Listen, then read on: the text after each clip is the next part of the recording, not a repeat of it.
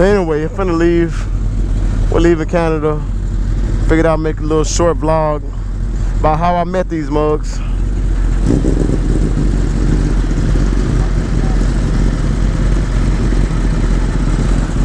Yeah. Once we I try to do these vlogs uncut, unedited, get y'all the straight experience. I guess I'll have to edit it later.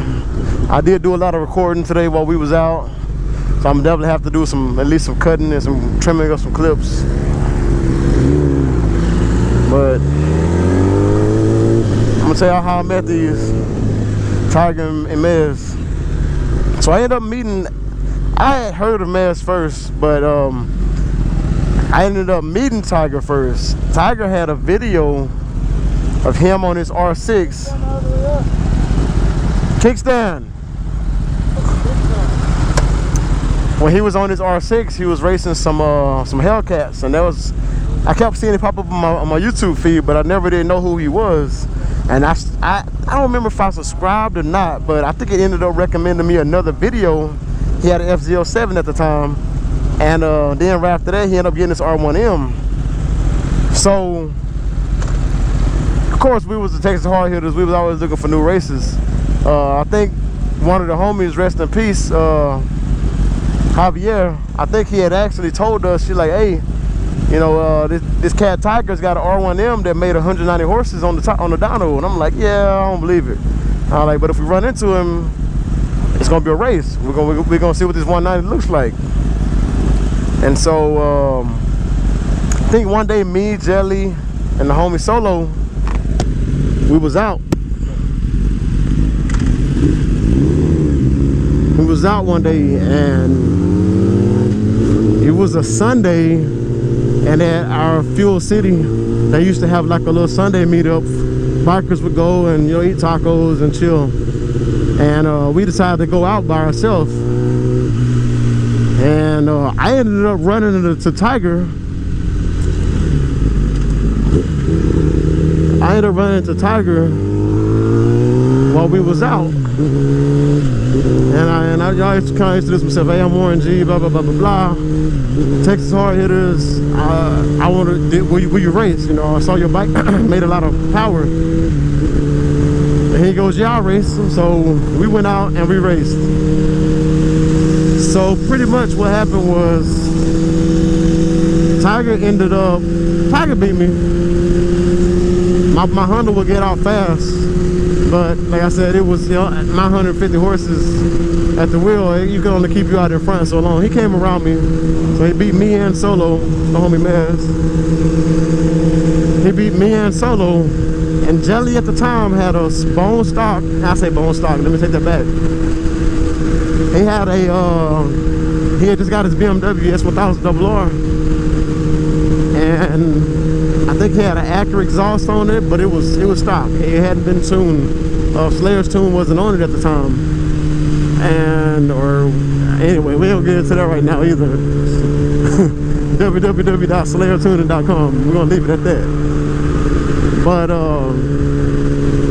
Jelly and Tiger was pretty much an even race. Like I said, Jelly's bike, I think the BMWs come where the throttle restricts down to like 90% up top, so they're a little bit neutered from the factory too. But he's tied with Tiger, and I ended up getting Tiger's number. You know, like, good race, blah blah blah blah blah.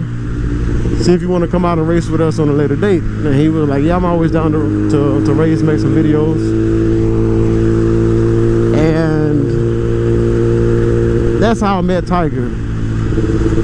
I wanted to see what 190 horsepower would look like.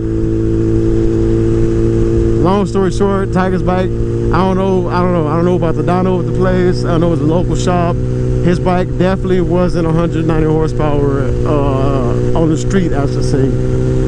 He would do like 172, and then his bike would like hit a brick wall and quit accelerating. I would jump out on him, he would come back around me, and then once he got so far in front of me, he wouldn't pull anymore. Like I said, the Honda would pull to 180 on the limiter. So I told him, I was like, you know, something ain't right with your bike, and we ended up getting cool because I told him his bike wasn't running like it should.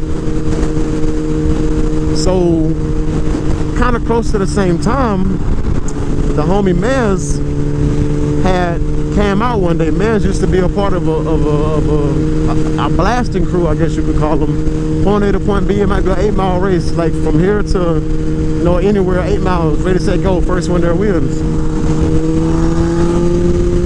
And Mezz is blasting, oh, that win. I think he had a Gen 4 at the time. We ended up hearing about he had a Gen 5. The Gen 5 was all around here, were all slow at the time. I don't know, we didn't know how to make them fast yet. So Mezz came out, got tuned by a local shop, came out on the race day and got gapped. I mean, it's just what it is, he got gapped. Mezz ended up, not sure how he found out, but he ended up getting a Nix tune, Nix performance tune. Mezz came out a lot faster.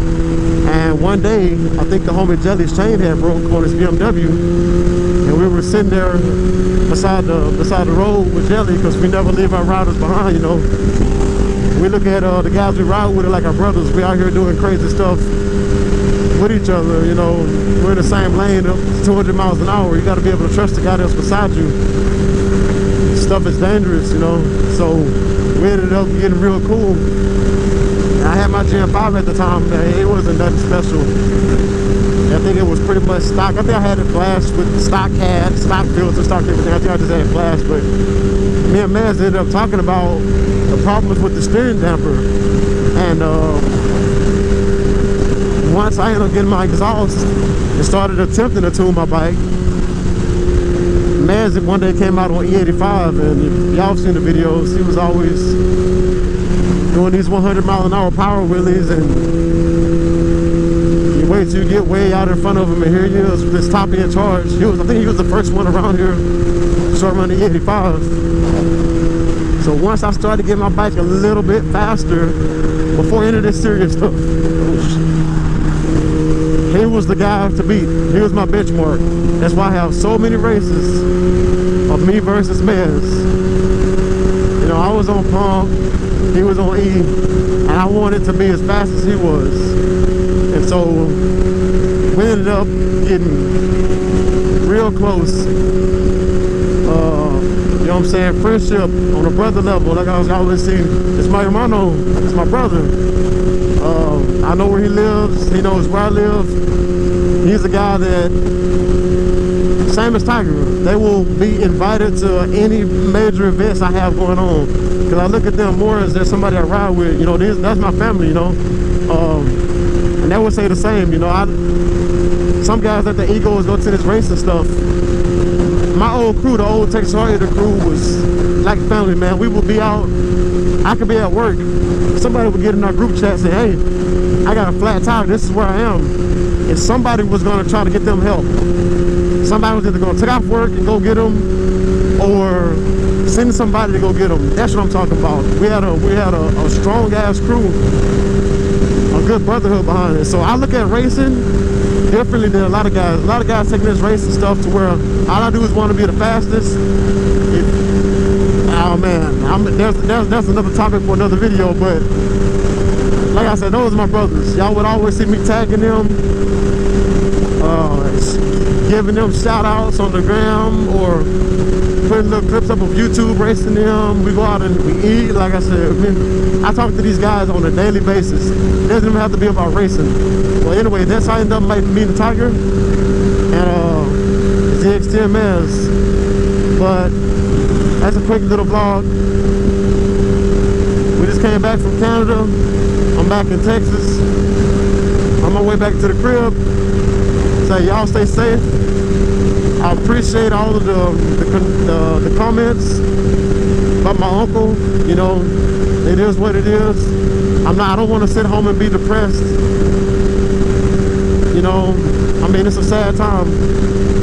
Nobody was expecting him to go. But when your numbers, you know, when your numbers call, you gotta go. So appreciate the condolences, appreciate the likes, the comments, the subscribes. Y'all stay tuned. I will keep putting these videos out when I can.